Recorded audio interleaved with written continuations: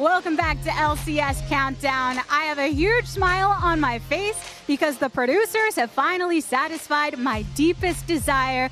We had Jet Stats, we've got ourselves some Jeopardash, but I finally have my own LCS quiz show. And introducing to you all for the first time, According to with La Tigress. Now the premise is simple. This isn't about trivia, but rather opinions from 3 trusted sources: Twitch, Twitter, and TSM's newest support, Sword Art. So the analysts are going to put themselves in the minds of our fans and pros to answer the prompt. Analysts, are you ready for question number 1?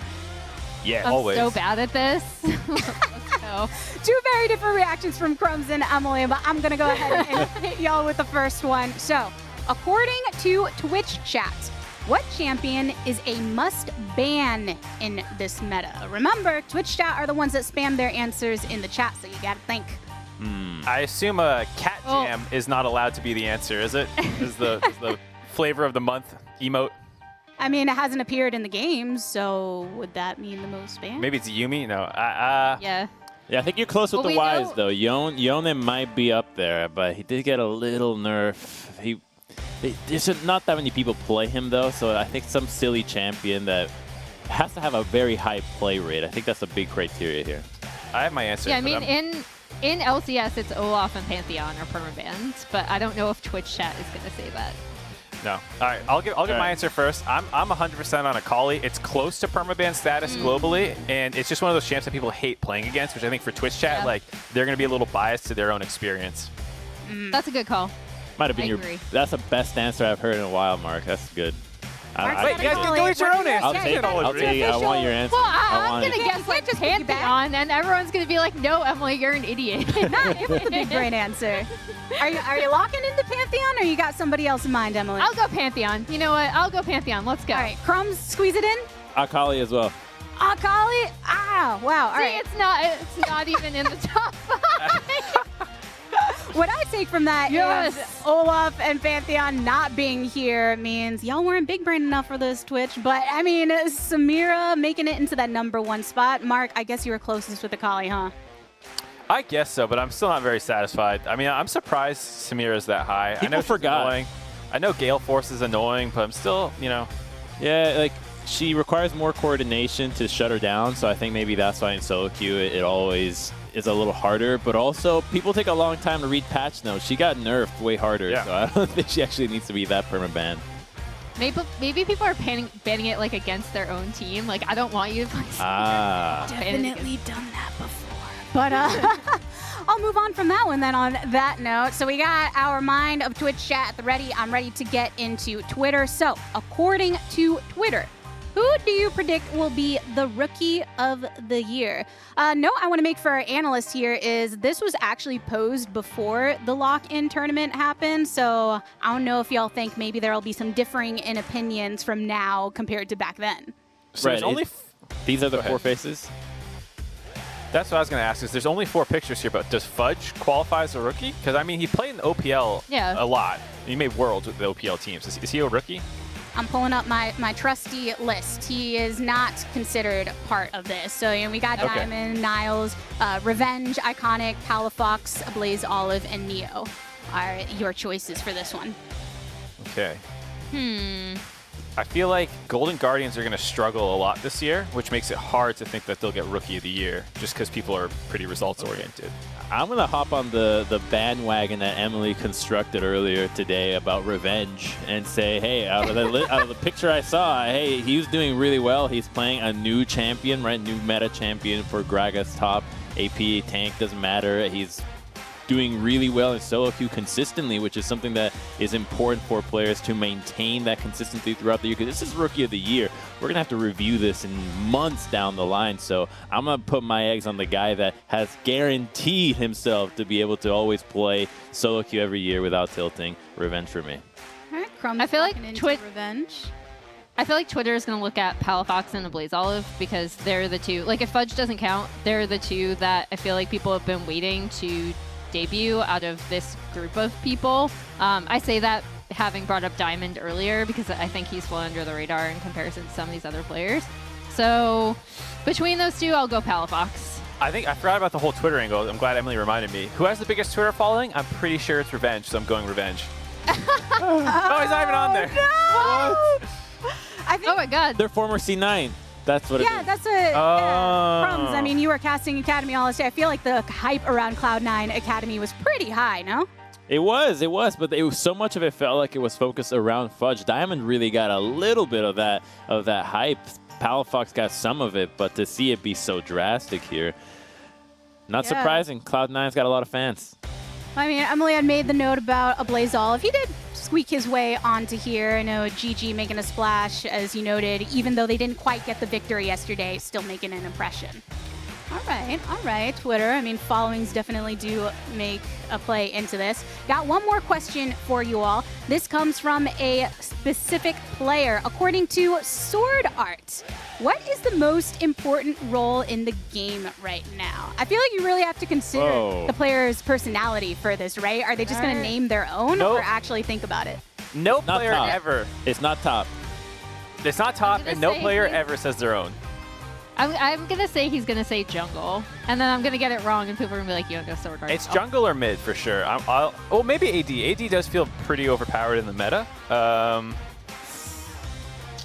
I'll take mid because it just feels like the most classic answer. Mid. What do you think? So Sword Art's a guy that's all about cheering up the team, getting everybody together, rallying them up. So what kind of attitude could he bring to looking at League of Legends and saying, hey, this is the role that affects everybody the most? Like, to me, that just sounds like jungle. It's written all over it, right? Getting everybody hyped up, everybody on the same page. That's what a jungler does. That to me is Sword Art. Maybe it's his secondary role. Are you locking into jungler, Crumbs? Yes. Yeah. You got jungle, Emily, Mark? I also got jungle. I said mid. All right, so mid, jungle. That's what our analysts have locked in. According to Sword Art, what it could be, let's find out. It's also interesting at this point in the season, I feel like, when obviously metas are developing. You know, it's also funny. It's never been top in AD. No one's ever said through the history of League of Legends the most important roles are those two. Well, we actually have a video answer from Sword Art, so let's find out what it is. I think jungler is the most important role in this meta, because if your jungler get the early advantage, you can easier to control dragon and herald. Also, you can invade enemy jungle to snowball faster. 2 out of 3 of our analysts are right. Good choice. Good choice, Sword Art. Nice. It was obvious. I also agree that jungle is the most important role. Everyone hates junglers. It's true. So obvious, it's Mark. True. Even the junglers themselves hate themselves. You have to be responsible for keeping your own hatred, because if you don't do it, it's going to be too painful when it comes from the outside, from your own teammates. Man, that was a lot of fun getting to hear from Sword Art, as well as those of you on Twitter and Twitch. Thank you all for participating here on the Analyst Desk for our first edition of According to with LaTigris. I do want to hear your feedback from the fans, so make sure you share with me on Twitter what you thought, what you want to see out of the segment. We really want this to become your own, so send it my way. But in the meantime, we do have a match coming up very soon between Cloud9 and Immortals. Crumbs, what do you think people have to look forward to? Okay, so if you're looking into this game, we're still hoping to see Cloud9 ramp up, but there's a matchup in the mid lane that is really exciting because you get to see a player like Insanity that continues to play quite wild against Perks. So you have a lot of new players that get to measure themselves up against these players coming in from overseas that are really stellar. And with Insanity being the kind of guy that's not afraid to take a lot of risk, I think we actually get to see a really potentially thrilling mid lane matchup, which is not something I would have expected to say of Perks versus basically first-year LCS player. And then I'm actually looking at the top lane. We mentioned Revenge previously. I mentioned how much I really, really specifically loved the Gragas pick in response to presumably that Dig were going to lock in Camille Galio, and they did. I thought it was a great response. I love the top lane Gragas. This actually probably shouldn't have happened in this matchup, but you know, good for Revenge for coming out and proving people wrong, right? Because people were saying, you know, he can only play in solo queue, et cetera, and he's had really good showings in these Gragas games. So Good job. Yeah, I mean, there was a lot of criticism thrown his way of like, oh, there's more deserving top laners in Academy that they thought should deserve the chance. One of them was, you know, Fake God slammed him yesterday. Now he's going up against Fudge, who was kind of the unanimously considered best top laner in Academy. And so this is a great opportunity for him to take down another person that people consider better than him. He's having a better lock-in so far. Fudge has been camped a fair amount. You can see the jungle proximity difference kind of going the enemy's favor, but he has been taken advantage of a little bit, and so he kind of needs to step up a little bit more here, and hopefully has a good series against Revenge. Hey, Revenge got a mean mug. He looks like you're just talking bad about my say? Gragas, right? What'd you say about my? Well, they played against each other all year long, though. Like these guys are no strangers to facing off against each other. They're rivals for at least 4 matches of last split on a FlyQuest Academy and C9 Academy, so I think that they're very familiar with each other. There's not going to be a lot of 1v1 exploitations, and it's going to have to be about taking those advantages that their champions are inherent and taking them into team fights. I mean, one of them we've heard to be LCS ready for some time. The other one, according to his interview, having a bit of a chip on his shoulder going into this lock-in tournament. It is time for us to get into Immortals versus Cloud9, though. Will Cloud9 slash the lifespan of these Immortals, or will they themselves fall into the dirt? We have Captain Flowers and Azale with the call.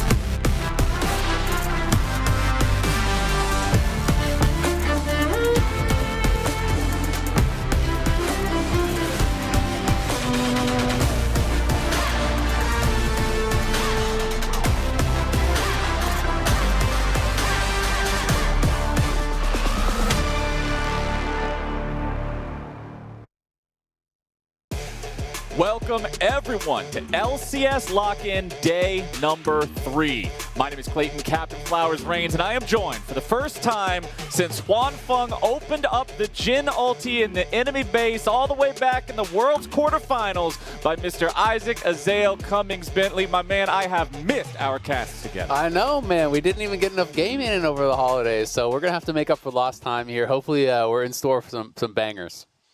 Well, we've already got a good one lined up here for our first matchup of the day. Cloud9 and Immortals going head-to-head here. Should be a very entertaining one. Cloud9, of course, dropping that first game of the lock-in tournament, much to the surprise of viewers everywhere, and then responding by going deathless on day number 2. So we'll see what form they show up in here on this one. I mean, they absolutely crushed FlyQuest yesterday. It was just one outer tower that stood between them and a perfect game against FlyQuest yesterday, so that was pretty frightening to be sure.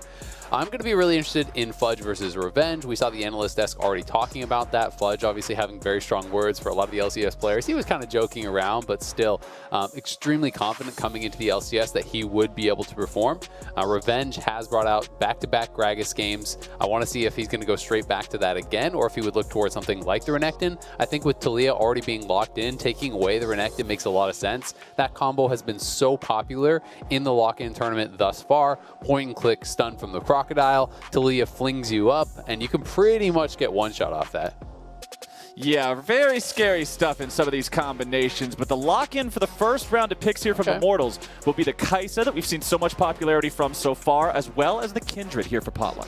A little bit surprising to see the Kindred this early on. I guess that they're obviously aware of the Renekton, right? He's hovering it. He knows that that's a good combo, so they must have some sort of answer in store for it. Perhaps they think that Kindred plus whatever top laner they're considering would be able to 2v2 comfortably if the Crocodile does get locked in.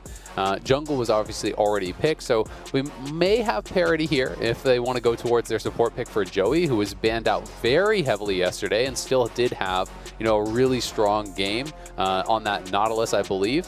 So will be interesting. I already like the Alistar pick though. Alistar I always find very frustrating to play against as a Kindred, simply because you can get headbutt out of the ultimate. Likewise, Gragas also works well with Kindred for the same reason. You can knock your opponents out of that ultimate, right? So you can use that to drop the ultimate early on in the team fight before someone gets burst down. You save the cask for that point, you ult them out, then you burst them down outside of that Lamb's Respite. So this is going to be the third straight game of Gragas top, very likely for Revenge. Yes, it could go to support. It's actually been played globally in the support role, quite a bit. But I am expecting it to go to Revenge since he's already played it twice and look pretty solid on it. And I like what we're seeing out of Immortals here, drafting a jungler that works so well with the pick that Revenge is comfortable on.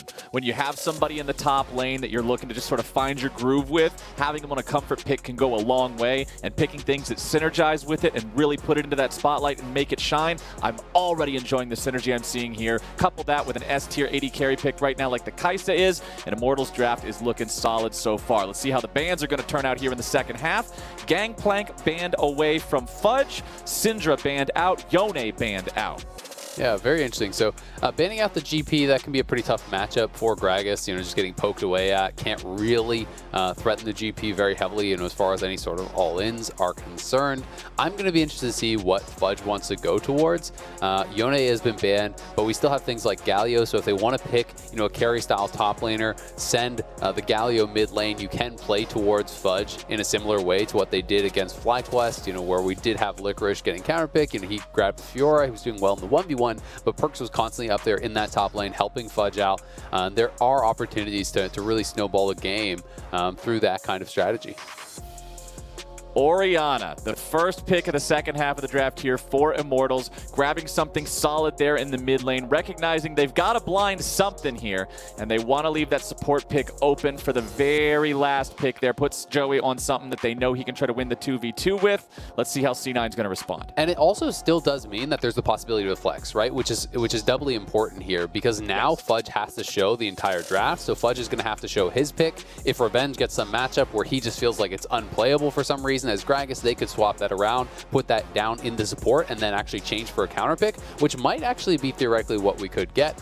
The hover on the Fiora, if you wanted to counterpick the Aatrox, would be incredible. It's a very strong matchup there, but it does seem like Joey is going to be going for a pick of his own with the hovers he has been flashing through, and we'll get to see exactly what he wants to go towards. Down in that bottom lane. No, okay, so it will be a flex. Nope. So they are going to flex the Gragas down to bot. Revenge, Jace, like everyone talks about Revenge being this great solo queue player. Here's a little secret. Pretty much every single high elo top laner plays a ton of Jace, right? That is pretty much what their bread and butter is going to be. All of these guys love playing that champion. Revenge, if you ever watch the stream, he plays a tremendous amount of Jace. And, having that Jace into the Aatrox, this is definitely a matchup that you can take advantage of.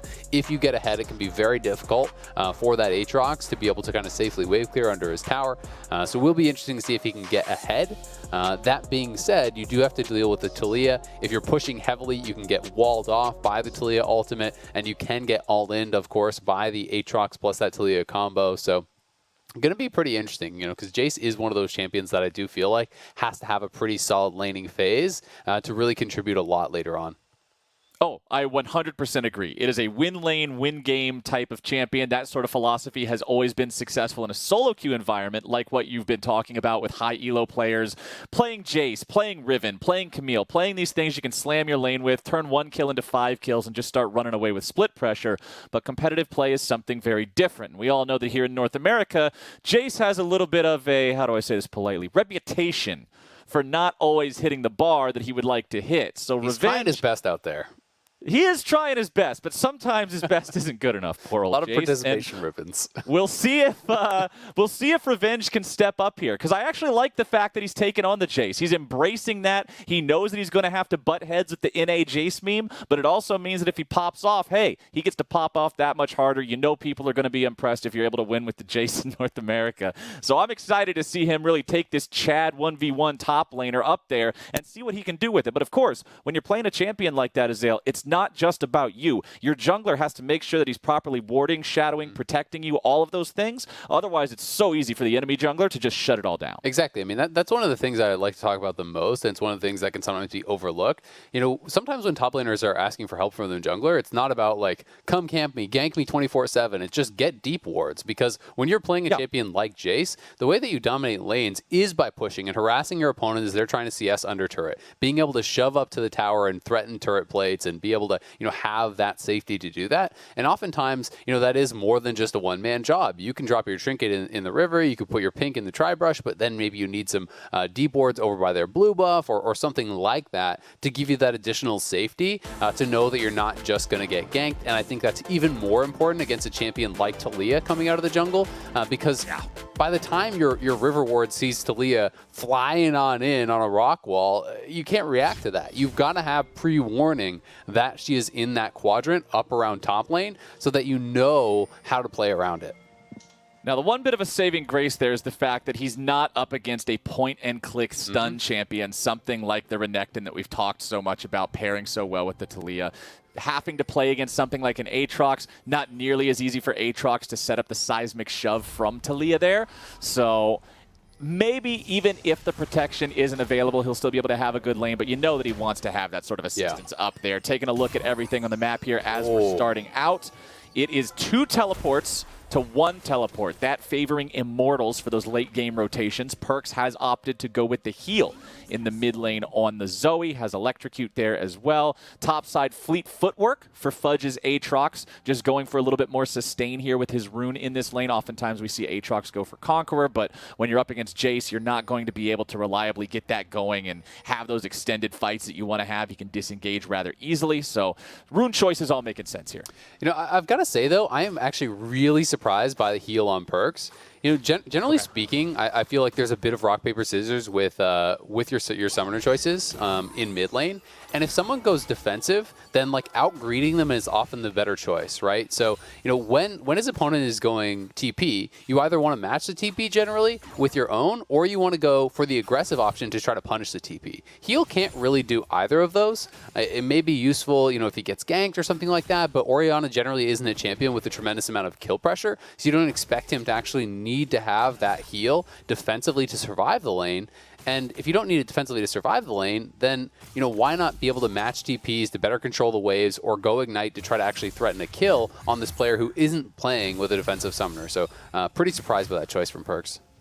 We'll see how it fans out for him, if he's able to find any clutch moments, keep anybody alive with it, or if it just does ring true that he could have been better served by something else. But right now, let's take a look at where the junglers are pathing, where they're going to end up. You can see a full bottom side clear coming out from Potluck here as Blabber started on his blue and then immediately went down to the red side, just starting to clear out that buff and that Krug Camp. I was trying to remember the name of it there for a second. And let's also remember, for people out there who have forgotten or who didn't know, remember that when the Scuttle Crabs spawn, it's sort of just a coin flip, whichever one it spawns at. You're going to see Potluck closer to the top one, so he's hoping that that Kindred mark spawns on this top River Crab. Definitely is. And one thing you'll see sometimes the experienced Kindred players will do is, even if it spawns opposite side of the map, if you have full control on the side of the map that your Scuttle is on, you can just delay killing it and then take it later. Because if you do actually delay it, the mark will be forced to spawn on that Scuttle on your side.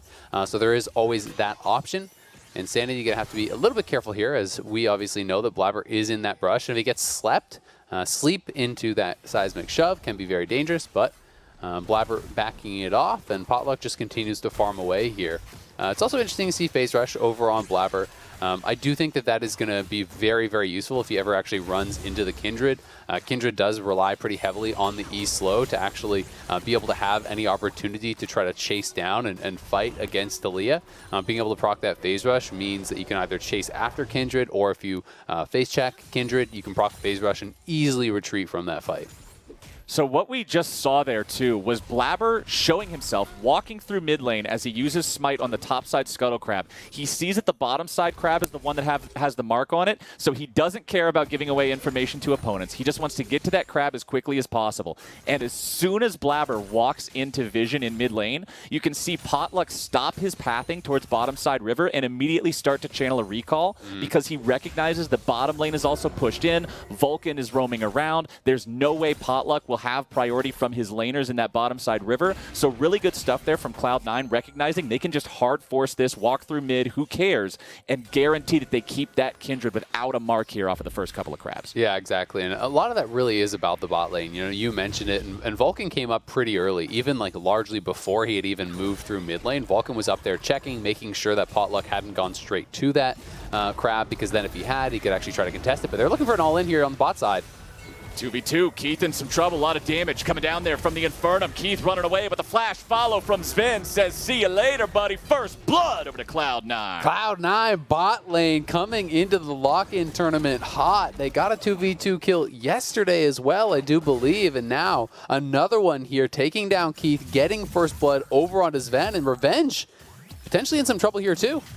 Revenge trying to escape the Aatrox down to 250 HP, nearly out of mana. Time to go back to base and teleport back. He is not in any condition to continue laning here. Nice moves from Fudge early on. Yeah, that was actually really close to him getting snapped back with the chain. So let's watch this one more time. Yesterday, Vulcan was able to get this catch off of someone stepping too forward to trade. This time, it's actually Sven setting it up with the root. So once Keith is rooted there, it's not even like he can flash the combo. So there's no real way for him to react to the headbutt pulverize coming in from Alistar. So just really nice coordination, really nice timing. Perks in some trouble. Heal maybe forced. Perks? Nope. Okay, well, at least he has the heal to keep himself alive if he got any bit lower, but Insanity nearly able to take him out of the picture here in the mid lane, utilizing the shockwave as he hits level 6. You can see Revenge up here, only still level 5 against Fudge, but considering he's got help showing up, that ought to be enough. Fudge getting away, though, using the flash, and with Blabber nearby, they won't be able to chase him down. Nicely done, though. They do force out that flash, and the fact that he was 6 there was actually pretty key, the additional speed, but oh, he spotted him. Oh, Fudge!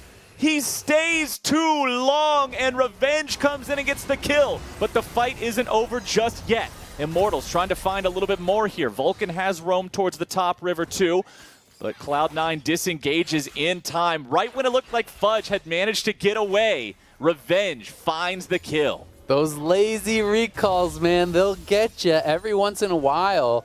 You can really regret not backing it up a bit more. Potluck gonna be forced to flash, but he's probably dead. Oh. Potluck flashing over the red wall, trying to get himself away, but Blabber throws another rock, and Potluck is down. Oh, it's too bad because I don't think he realized that Alistar was still in the river. Had he known that, he could have actually probably just gone out to the right after flashing over the wall. I think he could have ran past the Raptor Pit towards his mid-tier 2 and actually escaped, but he didn't have information on where Vulcan was, so felt like he needed to run up and does get chased down. So Cloud9 getting that kill back on the top side. Immortals wanted to make sure that Potluck was getting control of some of those Scuttle Crabs, so they do get that for him, but costs his life. Well, at least a little bit of a bounce back there for Cloud9 makes up for Fudge's very avoidable death in that top lane river brush. So, bit of a silly death here for both teams now, but Cloud9 still commands a small gold lead. Let's take another look at how this went down with Potluck going after the Scuttle Crab and then paying the price. Yep, he did get that mark.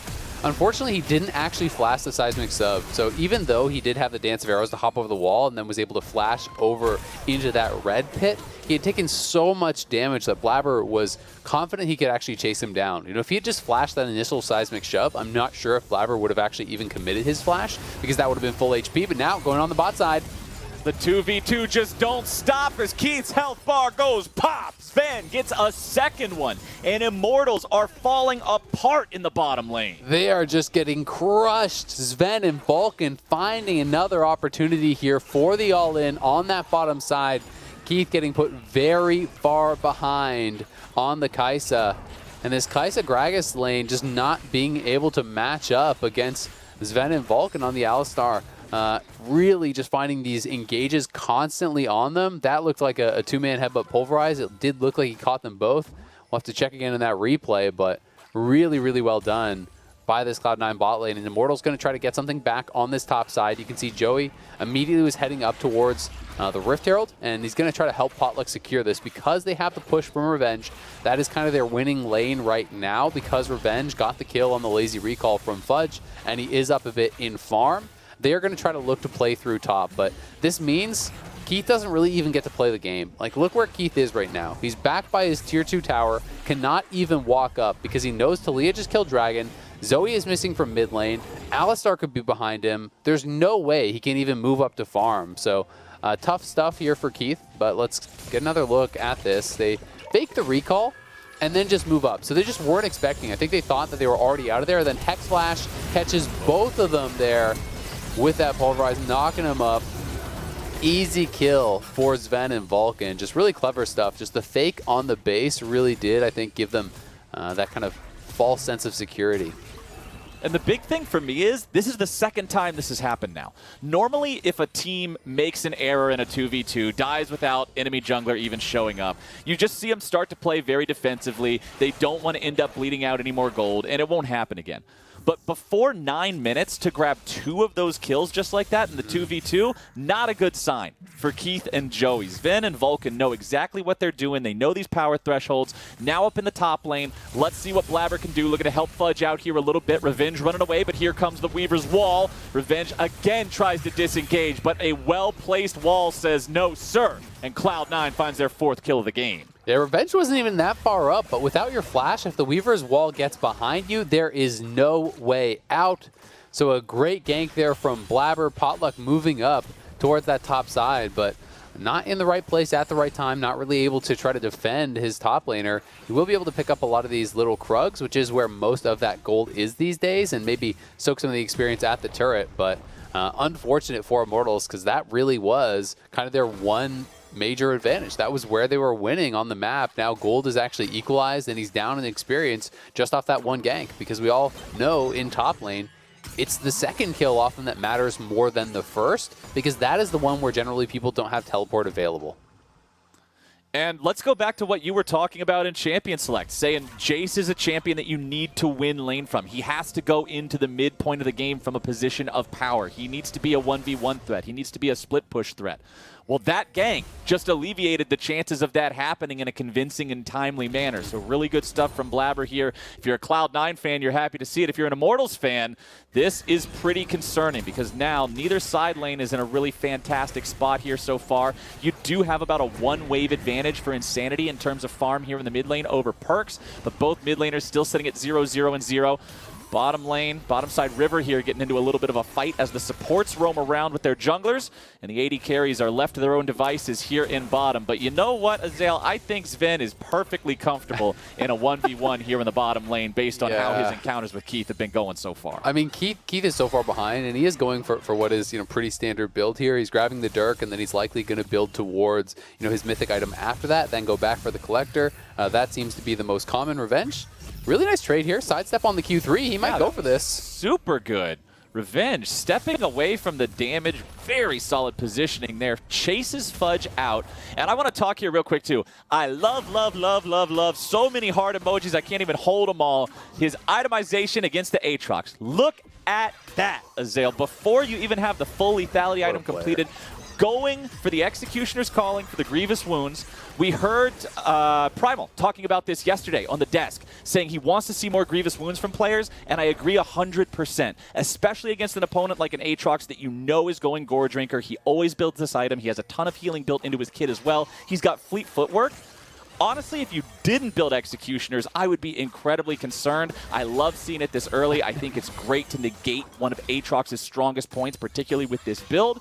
And I'm glad that we're seeing players adapt to just how necessary Grievous Wounds is in the current state of League of Legends. That's Revenge's pre-med brain in action right there, Yeah, that's what you go to med school for, so you can build Grievous Wounds. Down on the bottom side, did Keith again? No, barely got away. That was a nice attempt again. Using the root there from Aphelios to set up for the fling from Blabber. It did cost them Blabber's flash, but the trade of flashes on Keith makes it worthwhile. Plus, Keith is already getting punished so heavily. We kind of got interrupted by that top lane trade, but Keith's mythic item is going to come in so late into the game. He just now has his Noon Quiver.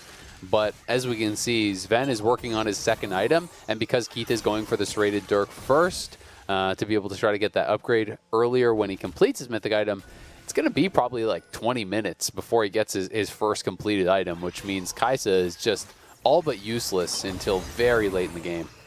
Yeah, she's having a bit of a bad time right about now. Perks delivering the Paddle Star onto Insanity for half his health in the mid lane. Revenge stuck just sort of farming up here in the top side. Does still have about a 3-wave lead over his opponent. So let me ask you this, Azael. You said he needed to win the lane. You said he needed to be in a good spot coming into the mid game. Is 1-1 with a 20 CS lead good enough to justify picking the Jace? I think it's enough, especially given the fact that he actually absorbed a decent amount of pressure, from his opponents up there. I do think that Jace, scales fairly well, especially because he's going for the tier build. He's probably going to be going into a fairly standard lethality style build, Eclipse, grab the Manamune, just going more lethality. So you can kind of poke and scale alongside that. I do think it is worthwhile.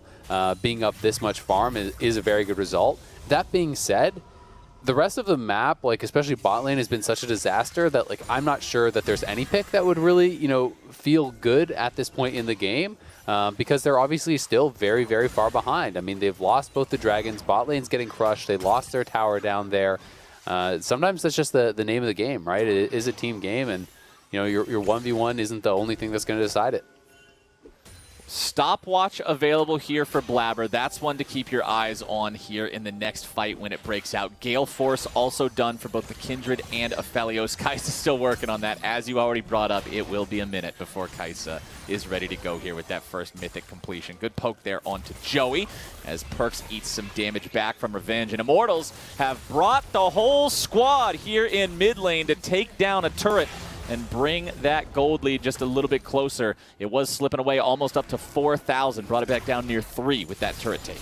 I like that move, right? They used the Rift Herald that they had gotten earlier on that mid lane turret, so they want to actually cash out, take down that tower, move Revenge around the map. He is their strong player right now. He has the Eclipse completed. He has the Executioners, so he's pretty ready to go for a lot of these skirmishes. And if he can get shove and then rotate somewhere else, land a Shock Blast, push them back a little bit, that can try to buy some space, buy some time for these other players on his team to really scale up. Potluck has farmed pretty well. He is behind Blabber, but he has his Gale Force. Insanity obviously wants to scale up. He's going for this tier plus Ludens, pretty standard stuff on the Orianna. But it's Keith that really does need time to free farm, and it's kind of going to be Revenge's job to try to buy him that. Perkz trying to move up into the front lines, get some poke down, but now you got your flank coming in from Joey, but it's a flank straight to the grave. You cannot put yourself in a spot like that against Taliyah, man. You are going to get seismic shoved all the way into a body bag. Yeah, not like that, Joey. He was just trying to kind of wander through. Did look for, I think that was perhaps the flash body slam, but just wasn't really able to connect. And I mean, we were trying to walk through an Alistar. It's ambitious to say the least to think that the Alistar isn't going to land some sort of CC on you. It feels pretty much guaranteed. And with Taliyah there, as you say, if one CC lands, you're going to get hit by the seismic shove. So Joey giving up his life alongside his flash, and that's a lot of where their playmaking is right now. He's basically their only engage, so it's more costly than most of the flashes on his team would be because they're so reliant on him making something happen. So difficult for Immortals to decide when they actually want to go in. You can see Revenge getting an aggressive trade here onto Fudge. Misses the Shock Blast at the very end that would have really put him in a bad spot. But Revenge is playing this matchup very well. His opponent does have the Gore Drinker ready to go. And now we've got a replay to show you exactly what happened to poor Joey. Yeah, so he was looking for a bit of a flank here, but they kind of got spotted out, I think, by that blue ward. And then he's trying to actually go through, and it looked like he went for the body slam flash. But because of the hitbox on that body slam, I believe what happened is when he tried to flash over the Alistar, the cow was a little bit too thick. So I think he clipped him with the hitbox there. Too thick. Some juicy beef. He couldn't get past him. and I think that it looked like the body slam actually maybe hit Vulcan. So it didn't land on his intended target, and everything kind of just went bad from there. That ain't no McDonald's burger, man. That's some steak. It's a juicy steak. Right up there. That's good eating there for Cloud9 as they're looking to find themselves even more. Zven picks up another one, man. This Aphelios 3 kills and 186 farm at 18 minutes and 45 seconds. Zven is just in a spot to carry this whole game home. He really is. He is ridiculously far ahead. Blabber is ridiculously strong. Even though Fudge is again behind, this has kind of been the trend in all his games thus far in the LCS. It's not so far behind that it really feels like it matters, especially when you have a really fed jungler with that semi-global in Taliyah. It makes it hard for Revenge to really push and kind of try to crush Fudge and make that a game-winning difference. You can see already, they know that Blabber is moving down here, so Revenge has to peel back, has to really play with respect to this Taliyah. Blabber continuing to just pressure forward here. Goes for the seismic shove, but doesn't read it correctly, so takes a lot of damage from Revenge. If Revenge would have stepped onto that shove, he could have been in a bad spot, but now he's still in a bad spot. There's your damage. Moonlight Vigil. Look at what Sven is doing here in this game. He is in his element, Azael. Yeah, he is so strong, and he knows it. He can just Gale Force in. He follows the flash with a flash, lands the ultimate, has just enough damage to finish off Revenge there. Sven running over this game. Vulcan really got him fed down in that bottom lane. This duo crushing through at this point. And, I mean, checking in on Keith, I thought it would be at least 20 minutes before he has his Mythic. Maybe he has it now on base, but we're coming up on Soul Point here in 4 minutes for Cloud9. Look at the itemization difference between these two marksmen. Yes, I think Keith will probably have his item now, and he does have the Gale Force. Just completed. Sven is going to have his third item very likely before Keith has his second, right? And you have to fight at this next dragon, or you're just giving up a free Infernal Soul. So it feels like the game is all but wrapped up, to be honest with you. Cloud9 are just in such an incredibly powerful position. It's going to depend on Joey getting some sort of a miracle engage, right? The fight must begin with Sven or Perks or Blabber, a major kill dying instantly. And honestly, it probably has to be Sven and no one else, because even if you kill Perks, Sven will probably just carry the fight if you spend all your cooldowns to kill the mid laner. So very limited options. And when you're playing on the other side of that, and you know that the only way you lose is if you get one shot at the start of the fight, guess what you do? You stand back and you wait till the Zoe pokes him a little bit. Yep. Well, I've got some good news and some bad news based on that analysis, so I'll give you the vegetables first. They're down 6,000 gold, and what you just stated is practically impossible. The good news, it's just practically impossible, not completely, and Joey does have Flash.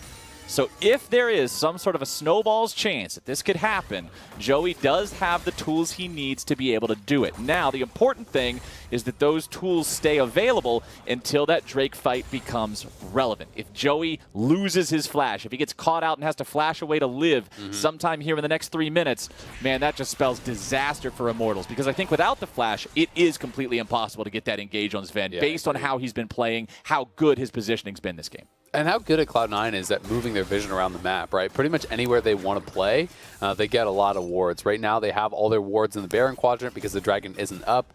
There's not really any way to approach the areas that they're looking to fight without walking through wards. And it's also complicated by the fact that it feels like in current season, support spends so much time just kind of off on their own trying to give solo experience to their carries.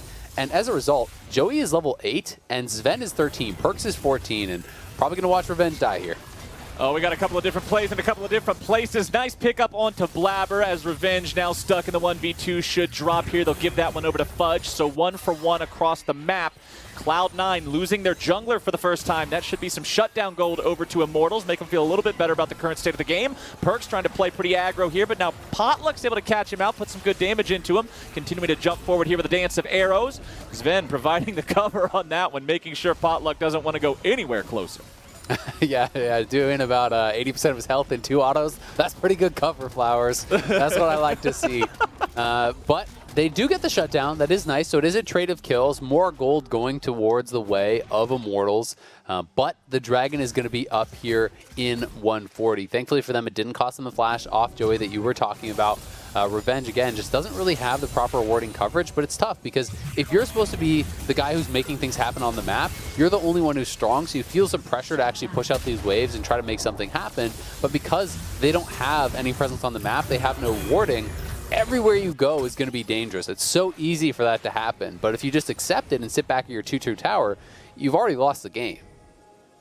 70 seconds to go here now until that ever so important Drake Soul spawns. It is a 6,000 gold lead. It's Joey getting over the wall with the flash. It's done. There's no way they have any sort of initiation potential against Cloud9 for this Drake fight now. Potluck also being forced to use the Lamb's Respite right here. Vulcan's chasing after him. The Drowsy comes through. Here comes the Cow. A little bit more damage will not be enough thanks to the heal given to him from Keith and his summoner spell there. So at least he's not down. Potluck's still in the game, but without the Kindred ulti, without the flash from the Gragas. this dragon fight is nigh on impossible here for Immortals, as they'll have to walk into that vision you were talking about, that lack of vision, I should say, and any brush could be the death brush that Cloud9 set up around. Exactly, and Cloud9 is setting up that vision now. They've also lost the tier 2 bottom lane, so they don't even really have a good staging ground. You have to be face-checking through this Taliyah and potentially the Zoe, who's going to be in the fog there. This is really, really scary for them. They see that Zoe's around, and I'm not sure how they're planning on trying to take this fight, how they're planning on approaching, but I think at this point, they basically just made the call. This is our do or die moment. We must challenge for Soul, and I've got to say I agree with them. Yeah, there's absolutely no way you win this once they get Soul, when they have a composition like Taliyah and Zoe. It's just not going to happen, and now the Soul's already been secured. Perk's trying to get away, but he will not do so. Keith getting his first kill of the game here, taking down Perks. Blabber in the stasis, staying alive. Immortals still looking to find something else here. They got a 5v4, but some health bars are low. Vulcan and Joey both under half. Immortals will win the fight. They got one enemy player down, but unfortunately for them, they lost that Infernal Drake. That's 4 in a row. That is Soul for Cloud9. I feel like Immortals just need to YOLO the Baron. That's your only hope in the game. Like, it's probably already doomed, and this probably won't work, but you got to do something. You have a tiny advantage right now because Perks is already dead. But as soon as he respawns, it's Soul. It's a 7,000 gold lead. It's all of that you're dealing with. So this is their last chance, really. They've got to all in on the Baron, try to get something done before Perks is here. We'll see if they can make it happen. Vulcan's already stopping him. Nice initiation coming out there from the cow. Joey getting away in the stasis. Damage coming over the walls. Ben is unstoppable. He's killing them all. Double kill. Over to the AD carry from Cloud9, and the rest of the squad's going to clean up everybody. Blabber grabbing a double of his own. Make it a triple for the Blabberfish in the jungle. The ace for Cloud9. Put the TY for leash in the all chat. And look at what they've got themselves. Azael, 10,500 gold lead, 11 kill advantage. Drake sold to nothing, and everybody's wearing purple. This is the Cloud9 fans were hoping for from their team when they got Perks. But it wasn't Perks this game. It's Blabber, it's Sven crushing through this game. Sven and Vulcan back-to-back games have decimated the opposing bottom lanes, and it has been so incredible to see how well they are able to extend these advantages. When you look at Sven and see how far ahead he is of Keith, it is just insane in this game. Oh, Kindred using the Lamb's Respite in time there right as she took a nap.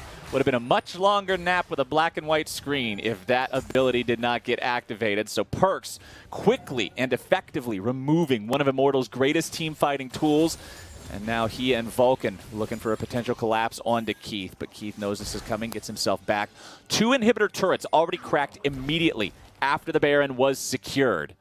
And this just means the game is in very dire straits for Immortals. 2 of those inhibitors now vulnerable. They can force a fight on either one of them if they want, then just wait for the super minions to roll in and take down the third. Cloud9 has nothing but options here. Yeah, Cloud9 can pretty much do whatever they want. You know, you just push up all these Baron minions. They're going for a pick, though. Nicely done, deleting Blabber. The second time now, Immortals has managed to catch Blabber in a bad position and blow him up before he's able to get his team to get in there to help him or use his own stasis to stay alive. Now Cloud9 will go pushing towards that last remaining inhibitor turret. There you go, taking it down. More damage coming out now as Insanity's in a bad spot. Using the stasis, staying alive. Potluck jumping away. Remember, there's no Lamb's Respite. 2 members of Immortals down to just barely any HP, having to go back to the fountain. Despite the fact that Cloud9 is 4v5 on this map, their gold lead is 12,000. So even with a player dead, they still have more active gold in combat power out on the map in a 4v5. Exactly, and I like that Immortals are taking their swings, though. They're not just laying down and dying. They are looking for these engages. It's just they're so far behind that the one pick doesn't do much for you at this point, right? You know, they're able to land the Gragas ultimate, the Shockwave, Keith ults in, they get the kill. All these things are happening correctly, but you said it. I mean, Sven is almost unstoppable, right? They have so much more gold on the map, and really, unless you can kill off the Aphelios, you can't win the fight afterwards. Like, look at that. He's 4,400 gold ahead of his opponent. He's And Keith is the richest person on his team at this point, right? So he's nearly 5,000 gold ahead of most of the players on the opposing team, which is just insane. Like you can add Joey's gold to most of the people on his own team, and he's still behind Sven practically. It will not equal the enemy AD carry.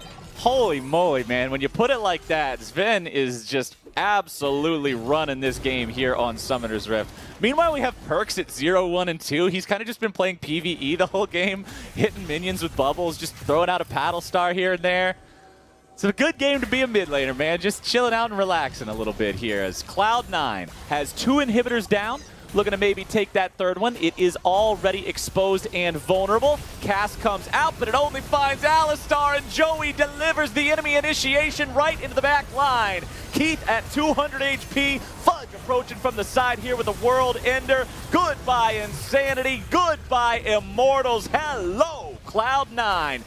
Keith trying to continue running away as Blabber chases down Potluck. Keith knows there's nothing left to do. Perks wants a kill. Sarcastic emotes. Perks wants to get himself on the board, but it looks like Blabber denies it.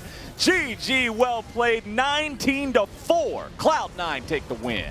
Back-to-back games now. Cloud9 are crushing it. They have come alive in this preseason tournament, really looking good after that first game, and I think this is much more the level people were expecting. People were expecting them to be number 1, number 2, to look dominant, to be clearly above most of the teams in this league. And the games that they've shown us over the last 2 days have shown that those preseason expectations, I think, are coming to fruition. Immortals, there were some good things going on for them. I think both their solo lanes held up actually pretty well. Revenge was winning top lane for pretty much the whole game, it felt like. Insanity was even alongside Perks, but it just didn't matter because Sven and Vulcan decimated Joey and Keith. They got multiple early kills. They set up so well with the Aphelios route into the combo. No way for Keith to actually react to that. Joey wasn't able to disengage the opponents, and they just snowballed that game incredibly effectively. Blabber got really fed, but it felt like it was all about the Cloud9 bot lane to me. 100%. Vulcan was constantly making plays, finding ways to initiate and land that CC onto multiple targets. We spent the whole game talking about Sven. I don't even have to mention how hard he was popping off again. And Blabber, just a couple of mistakes getting caught out from Immortals, but when you weigh that against the things he did right, he really got the team rolling everywhere, just made sure things happened, was constantly on top of the objective control, guaranteed they got that early soul, and Cloud9 is looking good here after 3 games played in the Lock In tournament. Dash is going to hear from Sven after the break, but not until you subscribe to the new home of LCS content. That's youtube.com/LCS. Get that set up, and we'll see you here after this for the post-game interview. MVP. Dreams aren't achieved overnight. They take passion. It's Mr. World, right? Dedication. And even then, there are no guarantees. But for the LCS, that's the power of dreams. Too bad! It means you never give up. It means you always play again. Honda, proud automotive partner of the LCS.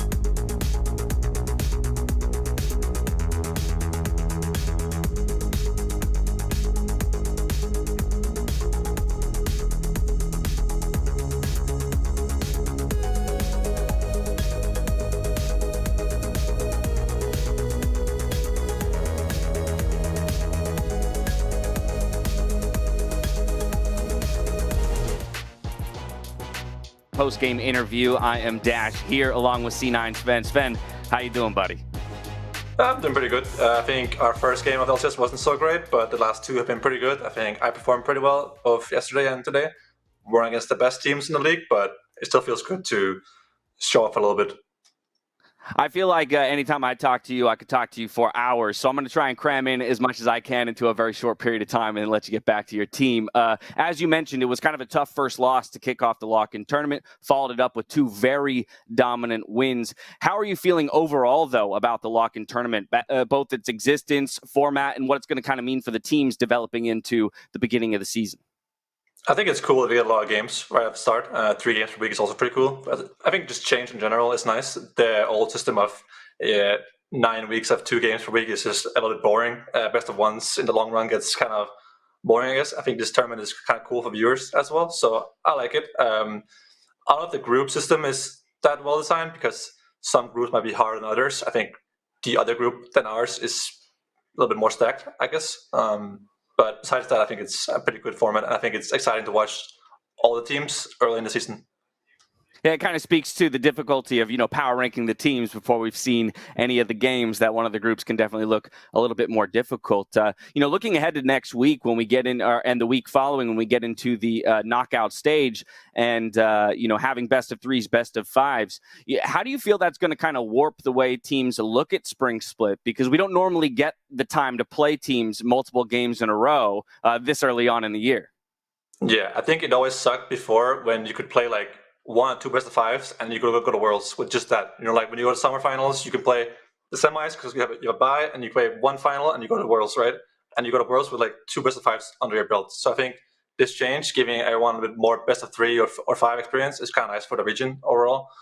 I like the early best of fives, and it gives a lot of good practice for the season. Sweet. Let's talk about this game a little bit. You had some big 2v2 kills in the bot lane, yourself and Vulcan this time around. But people so far have been talking a lot about, best bot lane in North America. And the names that have been popping up more often, Huhi, FBI, Tactical, Core JJ. Are people forgetting about Sven and Vulcan? Like, what's going on? Are you guys here to make a statement in 2021? Yeah, I think last year we were making fun of everyone, the whole spring split and most of summer split. But then at the end, C9 as a team, like our team, faltered a little bit as a team. And then we look worse than those 2 bot lanes. But I think we're still really good. And I personally think it's mostly between us and TL bot lane. But I mean, we'll see when we face against one of Thieves or TL. I still think we're pretty good. Final question I have for you, as you did reference the disappointing end of the split just last year, is all the changes that Cloud9 has undertaken between last year and this, not least of which, of course, is Perks coming over in the mid lane, but as well, we've got Rainover moving into the head coaching role. You've got Mithy and others coming on in supportive coaching roles. So for you, what excites you most about this year for Cloud9 and the development that lays in front of you? I think last year our coaching wasn't as great as it is this year. So this year, I think even if we have a slump or we fall into like this, losing streak, we can still come back. And I feel like maybe we have problems in scrims. We've figured out the problem really quickly and we learn from it really quickly and we just get better very quickly. I think our scrims are very productive and drop meetings are good and we don't waste much time doing things that we don't need to do. And I feel like I can just trust my coaching staff and I can focus on my own thing. So I feel very confident in my coaching staff today, or just in general. So yeah, I'm super excited for this roster. I think it's only uphill from here. Awesome. Already looking this dominant. I'm excited then to see what improvement looks like. We're going to head back to the analyst desk to break down the rest of this Cloud9 victory. Sven, I want to thank you so much for taking the time to talk to me. Thank you.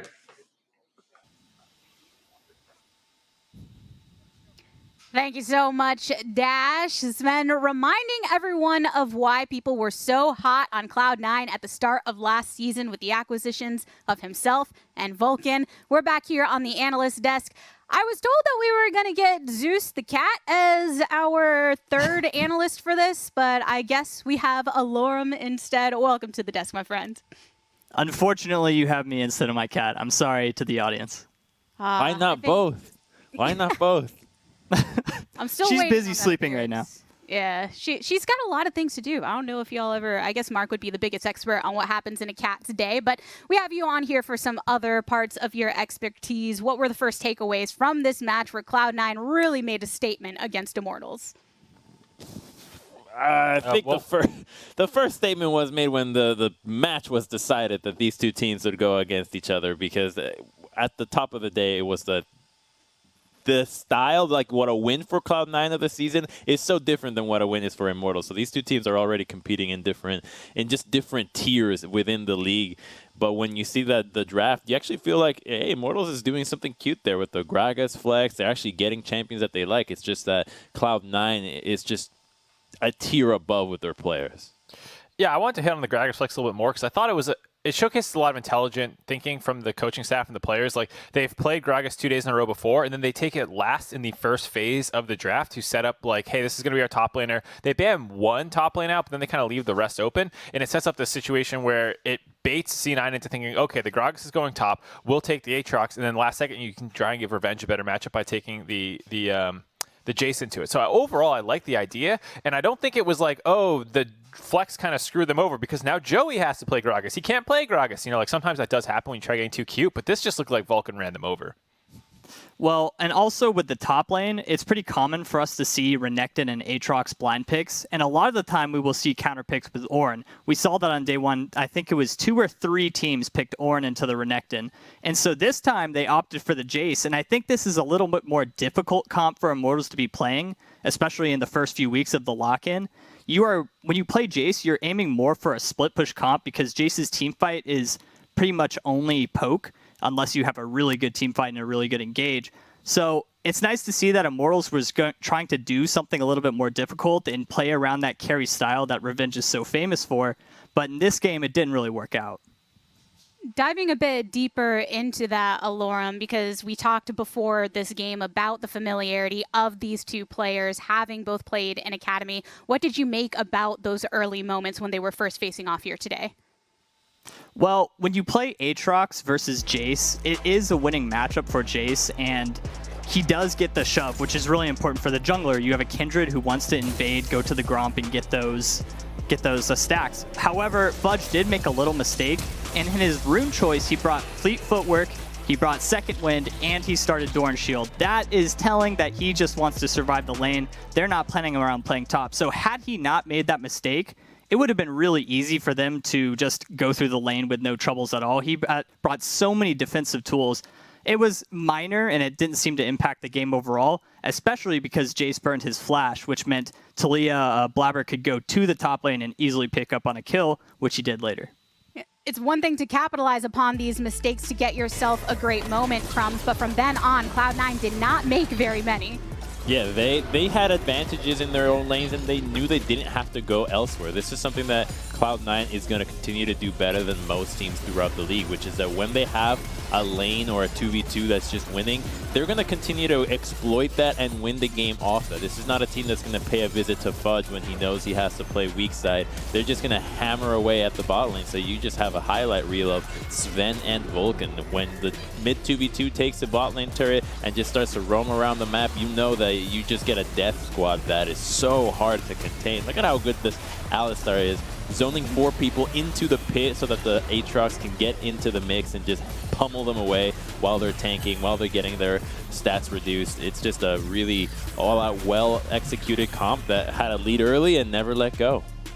It was a really interesting game for me because the members of C9 that were the carryovers from last year absolutely destroyed the substitute players for Immortals. So it did feel like a big mismatch where, you know, Keith and Joey are stepping in. They're supposed to be raising Destiny down there as the actual starting roster. They got ran over. Potluck made a number of mistakes in 1v1 situations versus Blabber getting caught out and dying a couple times, which really did hamper that topside snowball that could have happened with the Jace. So, like, it was one of those ones where it's hard to have that many big takeaways. I mean, Perks had 21% kill participation. Like, this is the superstar signing that, you know, was just an afterthought in that game. So I think both teams can walk away from this with some things that they need to look at.